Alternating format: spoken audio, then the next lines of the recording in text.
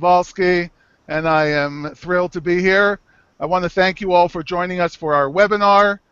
Before we start, I want to take a moment to introduce Sleep ASAP, the host of this webinar. Sleep ASAP is a new global sleep management education platform. It's established by an international team of specialists in different fields such as art therapy, music therapy, psychology, and neurology. And we've gathered in order to promote awareness and to discuss effective and affordable alternative solutions beyond medications. It's a very important point to us, beyond medications, for people with sleep issues. So whether you yourself have sleep issues or whether you work somehow in the field regarding sleep, if you're a student studying this field, or if you just want to learn more about sleep issues, then this is the place for you and this is the webinar for you. Today, we are incredibly fortunate to have the sleep ambassador, Nancy Rothstein, who is going to be speaking about, are you prepared for sleep? We have a whole bunch of questions for her, and she has really done us the honor to be here and to speak about and share her knowledge, her extensive knowledge with us. I did a little sneaky background checking, and Nancy Rothstein is the director of the corporate sleep program at Circadian, and Ms. Rothstein is associated with the websites sleepambassador.com and circadian.com. I spent a time reviewing both of the websites. They are very impressive websites, and they might definitely be of help to those people who have sleep issues. You should really take the time in order to look them over and see if they can be helpful. Now, Nancy inspires a new respect for sleep and its impact on all aspects of work, life, and well-being. And she's been public speaking on the topic. She's had multiple media engagements and also all other types of venues.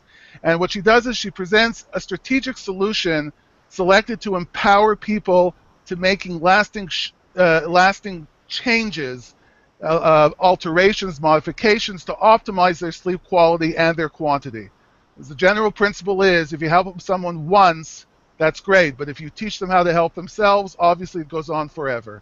Nancy consults and lectures on sleep wellness to Fortune 500 corporations. We've spoken about this in the past, that the sleep welfare has become of major interest to the top companies and top employers. She also consults the travel industry, multiple organizations, to universities and schools, and this is all a reflection of her dedication to helping people of all ages to sleep well and to live at their best. So we're going to be talking about preparing for sleep. So Nancy, how are you? I'm good, thanks. Well rested. Well rested. Wow, that's great. Again, thank you again so much for your time. We appreciate how busy you are, and we really appreciate the time you're giving us. You're welcome. Thank you. If I can start already with asking you, I know that the whole issue of preparing for sleep is one of your major areas of focus. And I wanted to ask you, why does preparation matter? Why does it matter? How does it change our sleep? If you can explain that, the concepts, and why it matters. Well, first of all, let me say thank you for having me here. I learned about your movement last month, and I'm very, very excited about Sleep ASAP because I feel that really in the end of the day, pun intended, or night for shift workers, no one can sleep for you but yourself. And having done this for nearly a decade, I'm really aware at how much people struggle with sleep. We've lost the simplicity of sleep. It's become something so complicated, so imbued with so much noise that people are struggling. Statistics show that nearly half the world is sleep deprived. 76% of Americans want to get a better night's sleep. 65% of women struggle with sleep at least a few nights a week. Children's statistics even higher. So we've got an issue here. And so when I decided to talk with you about preparing for sleep, I thought, you know, when we're finished 40-ish minutes from now, what do I want people to take away from this? Anybody who's listening to this has chosen to do so, probably because they or someone they care about has sleep issues. So I sort of want to set a background for that in terms of, your question is, why is it important to prepare for sleep? So I went and I looked at the dictionary, and I often do this when I use a word because I'm thinking, okay, it has a certain meaning to me, but what does it mean to everybody else? So if you look at the word, the definition of prepare, it's to make ready beforehand for a specific purpose, as for an event, sleep. The teacher prepared the students for the exams. The person prepared themselves for sleep. Or another definition is to put together or make by combining various elements or ingredients. So what's the recipe for getting a good night's sleep? And as I said to Hemda at Sleep ASAP, I said that you need to know where you are to decide where you're going, or what changes you need to make on your journey. And one of the things few people think about is how to prepare for sleep. Why does it matter? Because it's almost a way of honoring the next 5, 6, hopefully 7 to 8 hours of sleep. And so if you prepare for something, you give it a certain amount of respect, and you start to recognize it, encapsulate it. It's not something, if you were preparing for a meeting and you had a meeting at 10 a.m., you're not going to start doing a zillion other things at 5 to 10 because they're going to go into the time you had for your meeting. Well, what are you doing? What are people doing that's usurping the time that they really know that they need physiologically, mentally, everythingly for sleep? So preparing for sleep really is important. It's something that means that you've shown a certain amount of respect, it should be a lot of respect, for the third of your lives or so that spend sleeping that totally, and more research shows us that, impacts the other couple of thirds of your life. In fact, I'll say one last thing before I'll be quiet and let you ask some more questions. If you think about the next 10 years of your life, about a third of them, 3 years, will be spent sleeping. Now, when you think of it in those terms, you have to say to yourself, wow, what do I need to improve that part of my life, because it's definitely going to impact the other 7 years.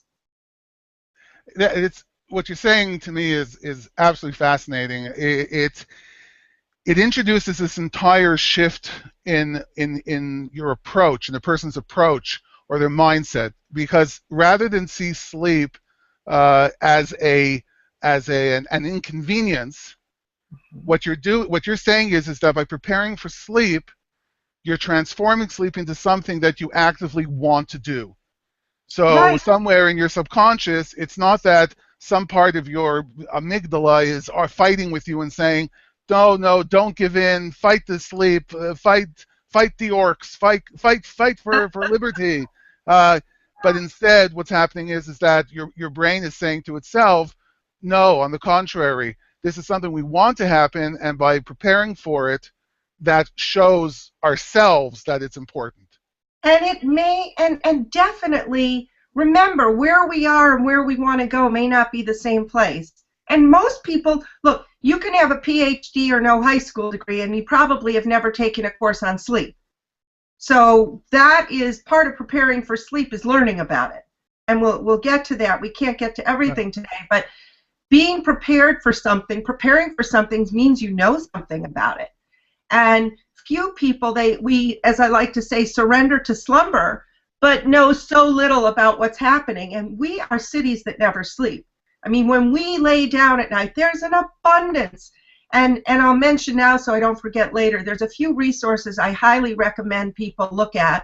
One is Sleepless in America, and it could be Sleepless Around the Globe. You could change the name. But it's an NIH National Geographic documentary that was on a couple months ago, and it's on YouTube in full. Watch that. That's more of the research. And by the way, you can get all the research that you want on the internet about sleep.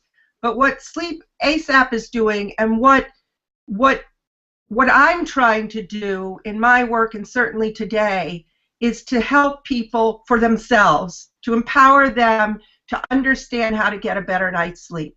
because all the information in the world doesn't help you when you lay down at night and try to sleep. In fact, it's a time to be quiet and let the body and the brain and your physiology do the work that happens only during sleep. Based on what you just said, then, would you consider it a fair statement to say that people should actively educate themselves about sleep because that will help them in the entire process? Now, knowledge is power, and I think that when you're educated, and I look at it when I'm working with corporations, sleep education is is at the foundation of it all, and it's not getting every detail about sleep science, but it's giving people, I like to call it Sleep 101, because you need, and it is a class you can't afford to fail, as I say to college students. It's getting them a foundational understanding so they appreciate, because when you're asleep you don't particularly know what's going on unless you're having lucid dreams or dreams you remember, but there is so much physiological restoration, a subject for another time. There's spiritual restoration that goes back millennium in terms of understanding that. We're not going into that today for another conversation, but there's so much going on, and if you understand what's happening, then it's going to be much harder to take those extra 2 hours partying at night or being on the computer, on the net, versus saying, okay, I respect it now, I understand what's happening, I need those 2 hours of sleep. And as you said before, you can't outsource it. That's one of my favorite things to say is you cannot outsource somebody's sleep. Right. And and people may say, why should a corporation, for that matter, help prepare their employees for sleep? Because how you sleep at home directly impacts how you function at work and in life. And so they benefit from it, sure. Yeah, so you can't outsource people's individual sleep, but you can educate and train them how to improve it, and that benefits everybody. And the one other thing I want to say that's so important, and you were talking before about, it's about being affordable and the kinds of things that you're professing, these beyond medications and all of that. One of the first things I try to get people to do, and I do, especially I teach as an adjunct professor at NYU, I teach an online sleep course, and wow. it happens to be live, and I love it being live at this point because I get engaged with the students. But the first thing is to establish a sleep baseline. What do I mean by that? Another way I put it in corporate language is taking your sleep inventory. You've got to know where you are. I said that earlier, and I said it to Hemda. You've got to know where you are to know where you're going. Right. So you have to start out assessing your sleep habits, your sleep experiences. You keep a sleep diary, and that is part of preparing for sleep. You need to know what, and married with the education part is, what are the culprits? What's like people will say, oh, I didn't realize that. Hitting the snooze button is a great example. If you hit the snooze button once, okay. If you start hitting the snooze button 3 or 4 times, you just wasted about 40 minutes of good sleep. So didn't occur to people that they're interrupting a sleep cycle and that they'd be better off just moving the clock across the room and getting up. So there's different things about learning about your own personal sleep habits, and then you can start to implement strategies and changes you need to make to improve your sleep. Have you seen clear examples of corporate America finally recognizing that burning the midnight oil is not the best way to increase productivity? So I would like to, it's a great question, and I would like to answer that starting by saying... Chemda typed it for me. She actually typed it to me. So it's, she thought of it. To say, and we don't want to lose sight today. We're trying to give people strategies to prepare for sleep and help them prepare for sleep. But I'm having fun. This is interesting. But I will say, because it is fascinating. So it is fascinating. An employee that works 18 hours on a regular basis, and then that's just working. Then they've got to eat, and they've got to maybe exercise if they have any energy left, and they have to sleep, So that is not sustainable. We were not designed. Our behaviors have changed, not our biological needs. And you're in Israel, I'm in Chicago, and there's this global never stopping. You know, you're late in the afternoon, I'm in the morning, and we're all globally mishmashed all over the place. And so corporations look to their employees to be on call 24/7. And it's not realistic. What's happened, in my opinion, is that the research is ahead of the action.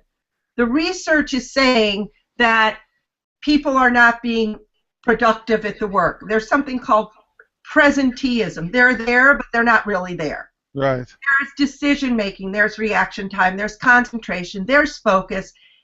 They're all scientifically proven to suffer when you don't get enough sleep.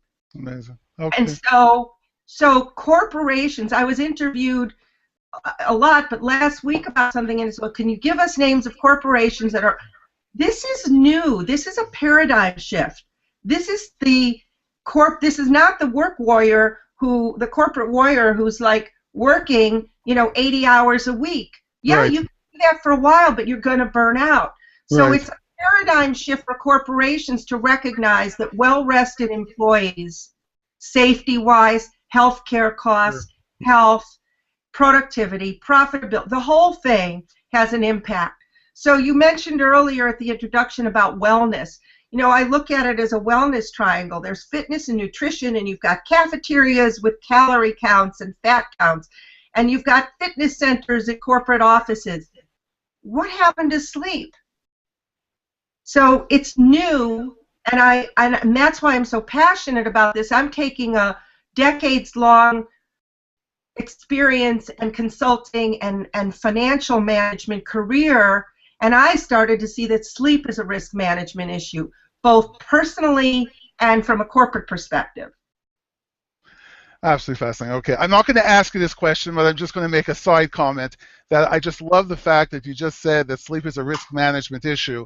And as a physician, one of the things that you learn about by osmosis is about risk management. And everyone's screaming risk management, and everybody's walking around having been on call and not sleeping. But we're not going to talk about that now because Chenda's going to start sending other messages to me. Okay. No, let me just, can I say one thing there? Can I just say okay, one thing? Chenda's getting angry. Okay, go ahead. Just if you just Google the ROI of a good night's sleep. I just wrote an article. It's one of the early articles for the corporate world, and I've taken the crux of the science that's out there to say, Harvard research and other, that there is an ROI, there is a return on investment, both personally and for corporations to invest in sleep and to look at sleep as an asset. Okay. So I am going to ask you, we've talked about why preparation for sleep is important and came to a couple, for me, very enlightening conclusions. I'd like to ask you now, what does it actually mean? Technically, what are the steps of preparing for sleep? So the first thing you have to look at, one of the things is, first of all, how much time do you need to prepare for sleep?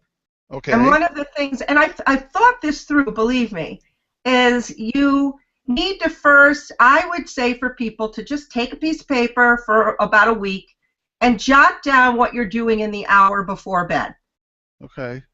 Because before I'm going to suggest anything that you should go change and do, you got to know what you're doing. I don't know what you're doing, but I can bet statistically about 90-some-odd% are on some tech device. Where's my beautiful iPhone? Or you're on your laptop, or you're watching TV, or something technological in that hour before bed. You want to know that. Are you eating a big meal? Are you having a glass of wine? Are you drinking a lot of water and then you're wondering why you get up umpteen times during the night? Are you paying bills? Are you having an argument? Are you reading in bed on a paper book as opposed to your iPad? Are you taking a shower? What are you doing? So you want to start to get a sense to prepare for bed starting today, and start to keep a list and figure out what are you doing the hour before bed. That is a very important thing. And there aren't going to be many places where you read what we're talking about now, because it's just, we've lost the simplicity and the ability to step back and say, okay, where are we, so we can figure out what we need to change here. So remember, I said that preparing by definition is to make ready beforehand. So you Right. want to figure out, what are you going to do in that hour? So one of the things I would recommend that people do, and I had a couple of students, one of my students thought of this, and it was a great idea, now I recommend it, is instead of setting your alarm and looking at your texts in bed and that last minute text and email in bed on your phone, set your alarm about an hour before bed. And maybe for you it's a little less, it's a little more. I don't know how long it takes you to prepare for sleep, both out of bed and in bed.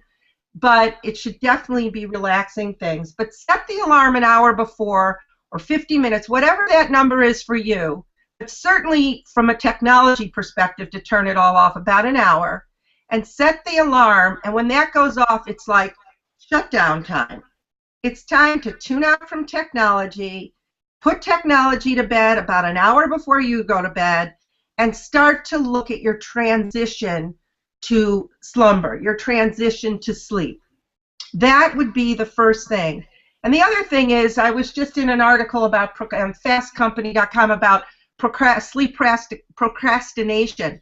Why do people procrastinate? And I can't stress this enough, not that I want to use the word stress, but it is stress. We're also, we don't even realize the time robber that our technology is.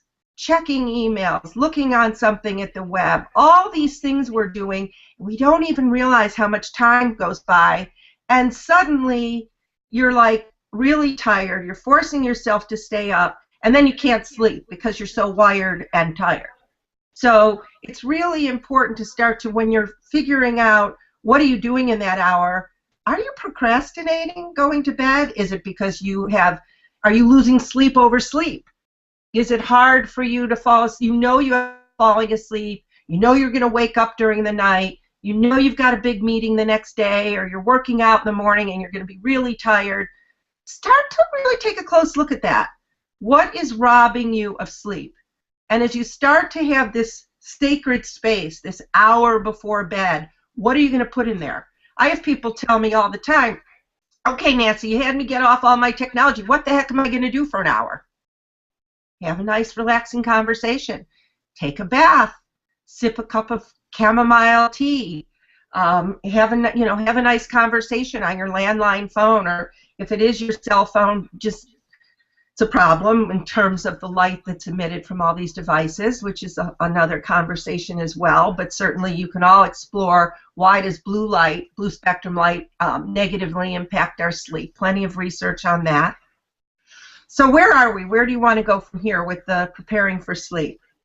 Well, it's interesting because I was actually going to ask you, you mentioned an hour, and I wanted to ask you, is it really something that you can squeeze into, I'm purposely saying this, squeeze into an hour, or should it literally be something you should be considering from the moment you get up in the morning?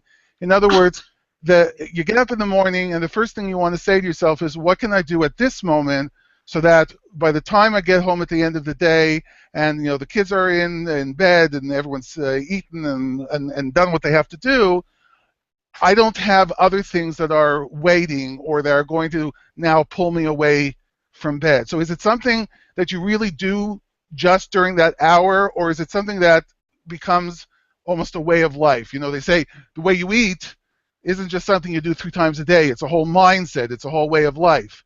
So I would say the same thing about sleep. Is it something that should become part of your psyche, of your melding with the universe like an avatar and connecting your tail and to the tree? And I am so excited that you said that, because I actually, when I was taking some notes and thinking about this for today, I was saying you really start to prepare for sleep from the moment you get up. In fact, I've just added some slides in presentations, like in keynotes, where I talk about waking up. And it's sleep well to live well. So it's like, what can you do to wake up? That's another story. But yes, in fact, one of the most important things you can do is, what are you leaving till the last minute at night that you could have incorporated during your day? Is it Uh-huh. that phone call? Is it that email? Is it that straightening up? Is it that last errand? All those kinds of things that get pushed into the end of your night Right. or day, and that you could have prepared for. And another thing that comes up all the time is stress reduction. I mean, what is it that you can do during the day so when you lay down at night, you're not like this? It's the first time you've been still, and it's like, shoop, all the stress that you've been quiet, it's now there, and you're supposed to go to sleep. And we'll talk about some preparation for sleep as well once you're in bed. But very much so. It's like it's a continuum. Life is a continuum. Sleep, wake. It's not like I'm up, I'm asleep. They're very much intertwined. And So it's like so the circle of life. it's the circle of life. The It's circle of life. very much. Wow. That they should write a movie around that. Yeah. So, so, so let me ask. You just said that this is something you've really just started thinking about. That the preparation starts in the morning. Is that something that people have been writing about, or is this a new trend in sleep research that it's getting people again to equate it? You know, everyone talks about the way they should be eating. Whether they eat that way or they don't is a different thing, but everyone knows how they should be. So are we going now in the same direction finally? Are we going to start seeing, and I'm being serious now, are we going to start seeing articles in best-selling books that talk about, you know, how to sleep through a happy life, or how to, I'm going for titles here, you know, it's all about the sleep, or, you know, sleep, it's never enough, you know, and thinking of movie lines. Okay. So, okay, let me step back. I haven't just started thinking about the day's impact on the night. I could never have separated them. I'm a very integrative person. So I've always, in fact, my tagline on my business card is Sleep Ambassador, sleep well, live well. So they're totally, and that's part of what I'm all about, because it's what are you going to do when you're better rested, when you get better sleep? What are you going to do in your daytime? How are you going to improve that? But the point that's different, and no, I don't think scientists, they've got enough research to do on sleep. They do already do copious research on how the quality and also quantity of our sleep impact our waking hours. It's not that they're doing research on how does it impact our sleeping hours. Yes, Right. it does. But how does Right. our sleep impact our waking hours? So that's already Right. on the way. The point is to get people to shift their thinking that how they sleep directly impacts how they function during the day or night if Okay. they're a shift worker. Now, someone makes a decision to change, to take that golden hour before, you know, their actual sleep time, and they want to make those changes in their habits in order to get, you know, to dedicate that time. In your experience, uh, how long does it take for people to change their habits? In other words, okay, today I've made the decision, I'm going to start, you know, preparing for sleep. In practical terms, does it take them a day? Does it take them a month to get to that point? Is it just a continuous process, ups and downs? Such a great question. So, Well, Chemda gave it to me again. She keeps typing oh, this. okay, thank you, Hamda. Habits take a good some will say 28 days. You can look at the research. By the way, as an aside, great bedtime reading book, because you can pick it up and put it down. It's called The Power of Habit by Charles Duhigg. It's fabulous. It's fascinating. It's a great Okay. sleep book. Anyway, The Power of Habit. And Ariana Huffington says that sleep is her keystone habit, because keystone habits are one habit that impacts everything else. And so everybody's keystone habit should be sleep. So what do I mean in terms of changing habits? No, you don't change sleep overnight. You can have an experience overnight because you changed something and your sleep is better because of it, and it's a catalyst to making lasting, sustainable changes. That's a big word. But yes, it takes a good 4 to 6 weeks, which is why my class is Sleep Well, Live Well, 6 weeks to better sleep. It could easily be 8 weeks. And any initiative I'll do in a corporation for employees is certainly 8 weeks with check-ins thereafter. Fascinating. So it takes time. People need to seek, first of all, you need the experience of the changes, and that takes time. And you can't be so hard on yourself. One scientist recently in an article that I was in, that she was in, said, you know, you don't want to beat yourself up about sleep. I tell my students all the time, and I tell corporate employees that I work with, okay, you're going to have a night where you party, and you're going to have a weekend where you're traveling, and you're going to do this, and you're going to do, fine. But it's just having a new baseline to go back to. It's knowing what works for you. Again, Right. I'm talking to every individual here who's listening or listens to the archive. How does this work for you? It doesn't matter what I say. All I can do is give you guidance to what's going to work for you. And so what you do on day 1 and 2, you may think, wow. In fact, I'll give you an example. Mm-hmm. Looking at the clock is such a great example. So you can have your clock as on your phone, or you can have a nice old-fashioned little alarm clock, battery operated. And so if you look at the clock in the middle of the night, you wake up, well, I don't know if I wake up during the night to go to the bathroom, which I do. I have no idea what time it is. I don't look. I turn, no clocks for me in the middle of the night. So here's a huge tip that changes people's sleep in a day. But it's over time, do they shift the habit? So many people, when they wake up, most look at the clock. Do you wake up during the night? Me? Oh yeah, all the time. And how many times do you look at the clock? All the time. And what happens? It depends if I took my medication before I went to sleep or not. But no, I actually suffer from a chronic pain problem, so I'm taking enough medication to put a rhinoceros to sleep, and I still wake up. Oh, I can't wait. Remind me when I get to the breathing thing, and we must make time for it, that I talk about. We have to breathe also? We have to breathe and sleep? Oh Yeah. my God. I'm going to make it, so I'm going to make it, so I don't want to give anybody any more to do. No one needs more to do. I'm going to take the time you already use and make it and integrate what's going to help your sleep without I don't want to give you more to do. Nobody's going to do it. So going back to the question. So wait, okay, so you look at the clock and your mind starts to calculate how much time left do I have to sleep. By the way, I've been keeping a mental poll on this, and people, if they look before 3 a.m., they think, oh, great, I have another, X hours to sleep. Right. If they look after 3 a.m., it's, oh, you know what?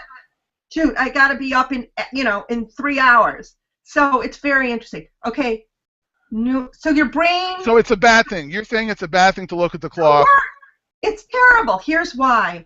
Suddenly your brain, which is absolutely so excited to be activated, right, is going to say, I've got work to do. I'm going to start thinking. Got 3 hours till I have to get up. I have this meeting. I have that meeting. I did this. I'm not going to fall asleep. And suddenly it's this chaos in your brain when all your body wants, and truthfully parts of your brain want, is to stay asleep or go back to sleep. If you don't look at the clock, you liberate yourself. It's so liberating. You don't know what time it is, and your brain, you just go back to sleep. People are amazed. How do you fall back asleep right away? I can't fall back. Well, did you look at the clock? Is my first question. So. Interesting. Very interesting. In fact, aside from the time, all of that, if you've got a clock, a digital clock, and tell me, especially younger people, sleep texting, they look at the clock during the night, except they don't get up to pee as much, younger people, as older people. But people look at their phone. Oh, I got 2 texts and blah, blah, blah. Now, not only are they activating their brain, but the lovely blue light, subject for another show, is the blue light is telling the brain that they're not staying asleep, and it's suppressing the release of melatonin, which is the sleep hormone, which allows you to sleep. That's another story. This is not a good thing. Get one of these, and another little, so here's another clock conundrum thing. So you're going to not look at the clock. Those actually work? What? Those clocks actually work still? Yes. As a matter of fact, you want to hear the funniest thing? I had clocks made. I'm not going to take the time to go get one right now, but I had clocks made that said the Sleep Ambassador, and it was my way of saying, put your phone away, and I was giving it to corporate clients, and I said, put your phone away and use this clock to set for an alarm and all that. Well, battery operated, we put in the battery, and you would have thought it was a metronome to put on a piano. The tick was so loud. I don't even have one with a battery in it. It's so loud. And so I have yet, if anybody email me, if you find a clock with a battery operation that's reasonably priced, that has a very quiet, you can't hear the tick, let me know. Wait a second. You just given me a $1 billion idea. What we do is we get a clock without a clock face. Yeah. And all it says on it is no peaking. Right. Well, that's funny you should say that, because one of the things I haven't done yet. Billions. We'll make billions. Right. We'll do it together. I want to have like a little cloth made, like here's my computer screen thing, and it's going to say the Sleep Ambassador and a logo of a corporate client, and it's going to say, don't look at me. And it would just hang over the clock. And one of the original developers I had working on this came up with this beautiful little pillowcase that you put your clock in. And I said, are you kidding me? People are going to be so frustrated. They're going to throw it. They can't get it out of the silly pillowcase. Just keep it simple. But yeah, so this clock thing, it merits attention. And the other thing I'm going to say about the clock is if you know you're going to stay up late, and particularly, so remember I said set your alarm on your phone at least an hour before bed? Mm-hmm. So now I'm going to say that's also a time to set the alarm clock, which is no longer going to be your phone, in your bedroom. Okay. About an hour before you go to bed. Set it for the morning. Because guess what? Especially if you think you're going to stay up for, you won't know what time you go to sleep. Just set the alarm for the morning, turn it around. I read in bed pretty much every night. And I have no idea exactly when I fall asleep because I don't look at the clock once the alarm is set an hour before. Interesting. Interesting, huh? It's fascinating. Actually, it's very true what you're saying also, because I get up in the middle of the night and I take my phone, I go to the washroom, and it's actually at 3 o'clock in the morning. It's the most productive hour of my entire day, so it's actually very good. You know, sending emails, checking my Facebook, it's great. It's a lot of fun. Now, I want you to do an experiment for me. It's going to take you. Why does everyone always want to do experiments on me and give me drugs? I'm starting to get suspicious here. This doesn't cost. This is the other thing, everybody. It doesn't cost you a dime. No money. Oh, now I'm suspicious. So now I want you to take 2 weeks, day by day, day by day. You're not going to look at the clock, and your wife is going to. You're going to have a little checklist. 1, 2, 3, 4, 5, 6, 7, 8, 9, 10. And you are going to not look at the clock for a few weeks, and I want to know what happens. Okay. Sure, no problem. I can do that. I can do that with my eyes closed. Get it? Eyes closed, being asleep. Get it? Anyways, okay, I'll keep my day job. So, obviously you've made the point, and I'm not saying anything brilliant here. Everybody has a crazy work schedule. Everybody does. Mm-hmm. There is no more day. There's no more night, and it's not even people necessarily who have jobs that don't have clear structures. I mean, anybody who's self-employed, anybody in the financial world, anybody in the medical world, or healthcare of any form, and so on. Many times they just don't have a proper work day. And then, of course, as you mentioned, there are life stressors and the financial and health issues, and then children and personal commitments. And on top of all of this, as you said, we've gotten to a point now where such a huge number of people are sleep deprived.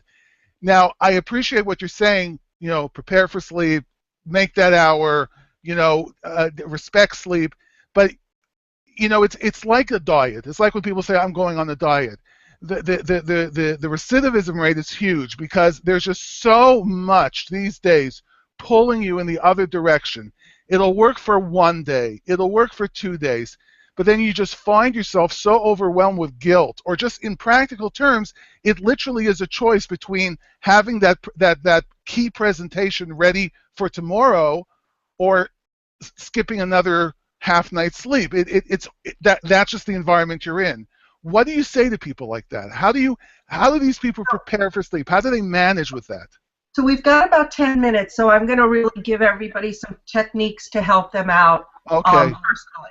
But I am going to answer that, and it's about, so here's the corporate woman. She's a single mom. She's got 3 kids. They're all under 10.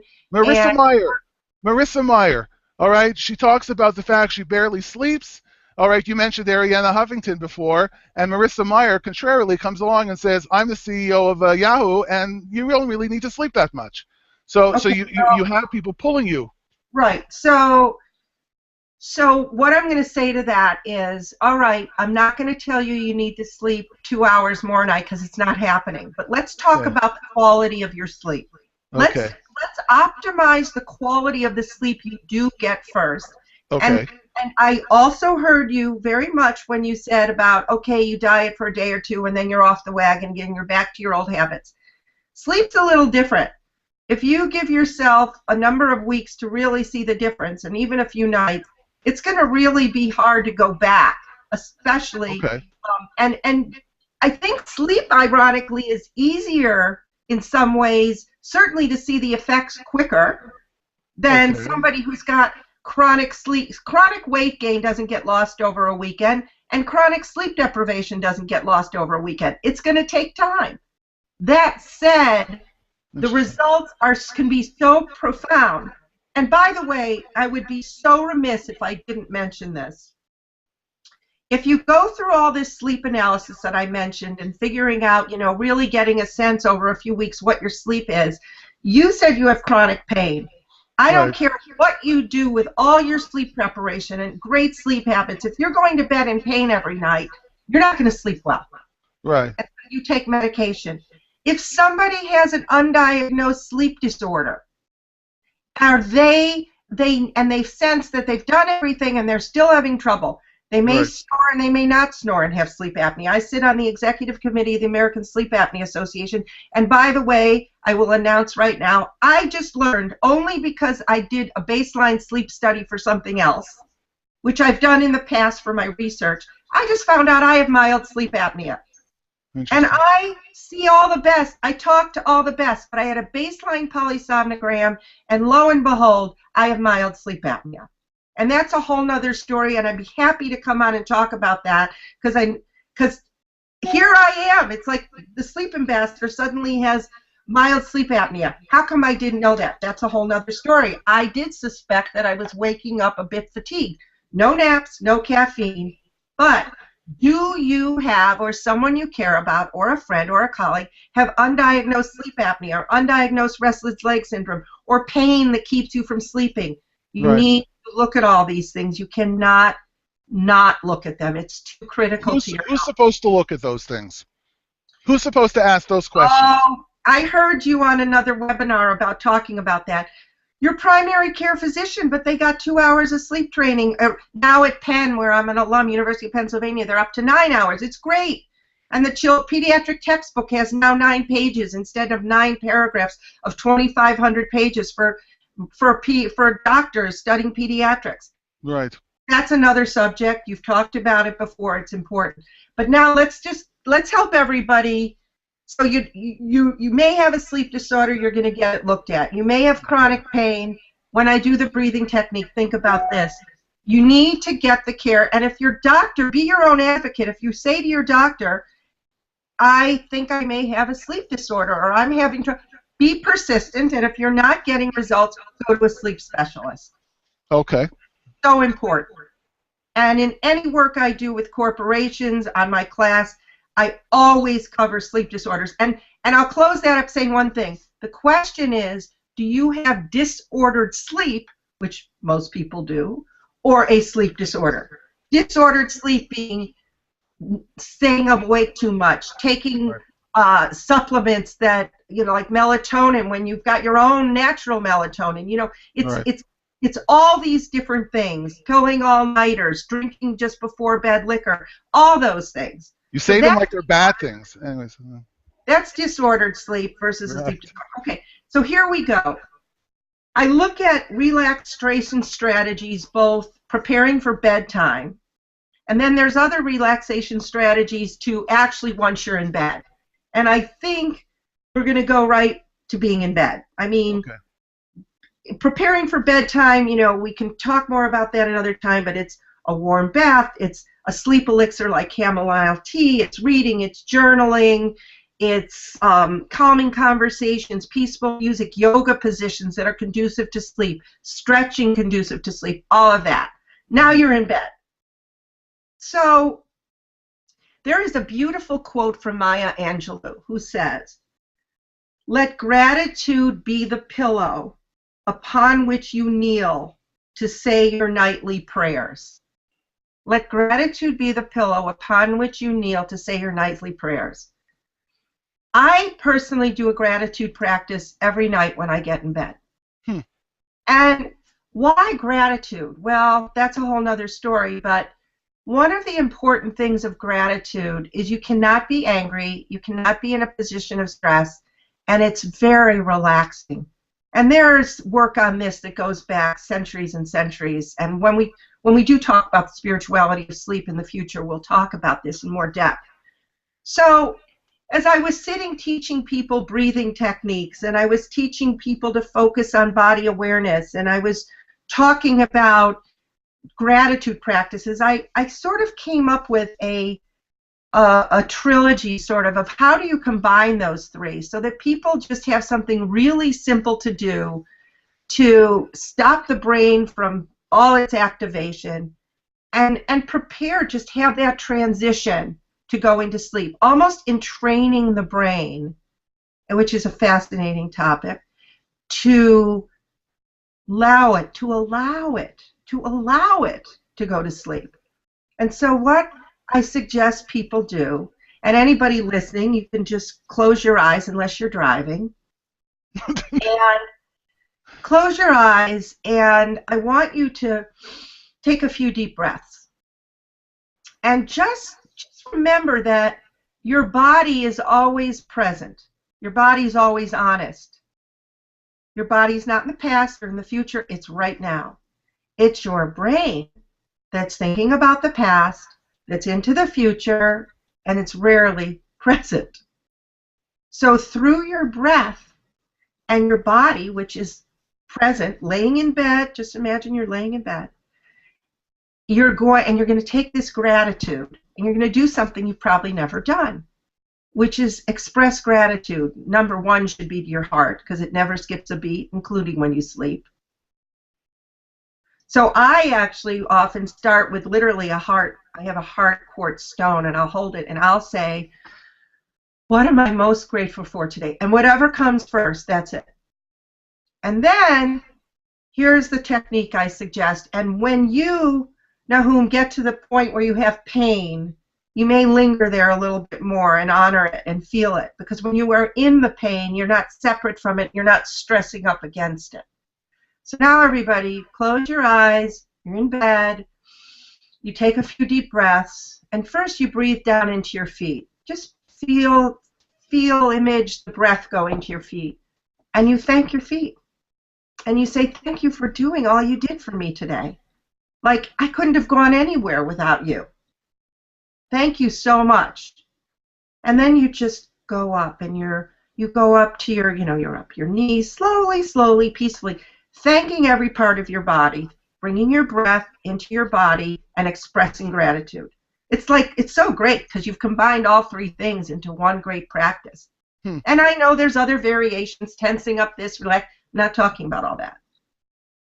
And then you get to your stomach. Oh my gosh, thank you so much, your whole digestive tract, for all you've done for me today. You can rest now. To your feet, you can rest now. You did so much. I'm so thankful. Rest.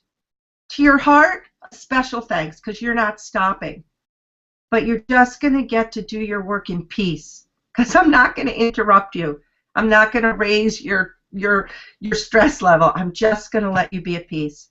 And hopefully by the time you get up to your head, and I start on the feet. I'm not a behavioral psychologist. I'm not a physician, but I start at the feet to get you literally out of your head. And 40 years of meditation and all that I've done, I can't help but understand this in courses and classes and all kinds of stuff. So you're still breathing deeply. Now you're at your mouth. Thank you so much. Without this opening, without this mouth, I couldn't have eaten, I couldn't have spoken. Your ears, your eyes, your nose, for whatever. And your brain. Thank you, brain. And guess what? And there's a fabulous webinar on, or a TED-Med talk about I think it's Iliad. It's just, you can maybe post it on your website about what's happened, new research on how the brain cleanses itself during sleep. It's so cool. And so, brain, thank you, but now you've got other work to do. You don't need to think right now because you need to encode memories, and you need to cleanse toxins, and you need to relax, have your rest. So by then, I hope you're asleep. And it's just such a beautiful way of honoring that transition to sleep. Mm. And if you wake up during the night and your brain's going all over, again, just instead of going and thanking your whole body, start at your feet and say, I'm sorry, you need more rest. And to your digestive, I'm sorry. And your brain, you need to rest. You got a lot of other stuff to do that happens during sleep. We're not ready to get up yet. And so these are the kinds of simple things that somebody can try. And I've had people come to me a day later after a lecture and said, oh my God, I haven't slept that well in years. Because they didn't prepare for sleep. Because it never occurred to them that there needed to be a transition from activity to this state that it's not a luxury, it's a necessity. I'm going to throw in one sentence because we really are out of time. I find it absolutely fascinating what you just said also because, interestingly, the way you start the day with the Jewish prayers is exactly that. You go through the entire list, right? You know, and you go through all the birchot hashachar, you go through all the blessings of the morning, where you effectively are saying thank you for the ability to get up, to bend over, to tie my shoes, whatever it might be. A whole list of things that we do take for granted.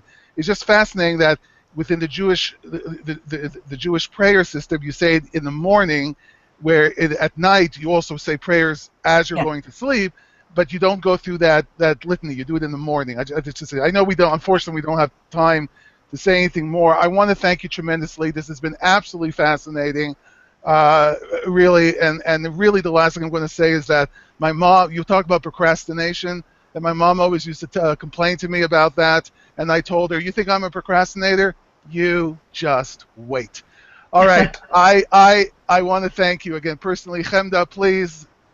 Thank you very much, Nahum. Nancy, I'm proud to announce that I do have a battery-operated clock.